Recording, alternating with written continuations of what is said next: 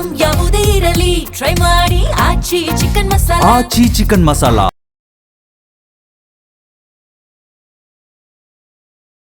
ಅಂಗಡಿಯ ಮೊದಲ ಮಹಡಿಯಿಂದ ಮಗುವೊಂದು ಕೆಳಗೆ ಬಿದ್ದಿದೆ. ಗ್ರಿಲ್ ಮೇಲೆ ಹತ್ತಿ ಆಟ ಆಡಿತು ಆ ಮಗು, ಆದರೆ ಆಯತಪ್ಪಿ ಕೆಳಗೆ ಬಿದ್ದಿದೆ. ಚಿಕ್ಕಬಳ್ಳಾಪುರ ನಗರದ ಪಿಳ್ಳಪ್ಪ ಕಾಂಪ್ಲೆಕ್ಸ್ನಲ್ಲಿ ಆಗಿರುವಂತಹ ಘಟನೆ ಇದು. ಹೌದು, ಗಗನ ಸಿಂಧು 4 ವರ್ಷದ ಪುಟ್ಟ ಮಗು. CC ಕ್ಯಾಮ್ರಾ ದೃಶ್ಯಾವಳಿಯಲ್ಲಿ ಗಮನಿಸ್ತಾ ಇದ್ದೀರಿ. ಅಪ್ಪ ಅಮ್ಮ ಅಲ್ಲೇ ಇರುವಂಥ ಶಾಪ್ನ ಒಳಗಿದ್ದಾರೆ, ಶಾಪಿಂಗ್ ಮಾಡ್ತಾ ಇದ್ದಾರೆ. ಮಗು ಇಲ್ಲೇ ಆಟ ಆಡ್ತಿದೆ ಅಂತ ಅವರು ಅಂದ್ಕೊಂಡಿದ್ದಾರೆ.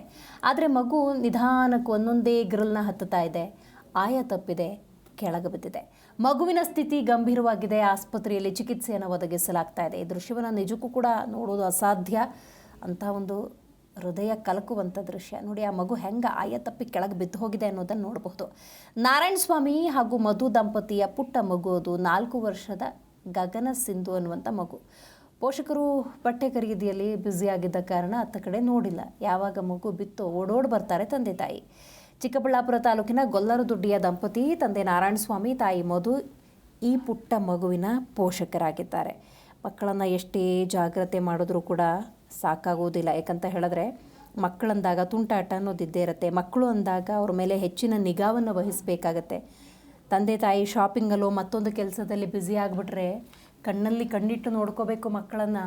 ಆದರೆ ಆ ಗ್ರಿಲ್ ಮೇಲೆ ಹತ್ತುತ್ತಾ ಇದ್ದಾರೆ, ಗಮನ ಹರಿಸಿಲ್ಲ ಅಂದರೆ ನಿಜಕ್ಕೂ ಕೂಡ ನೋವಾಗತ್ತೆ.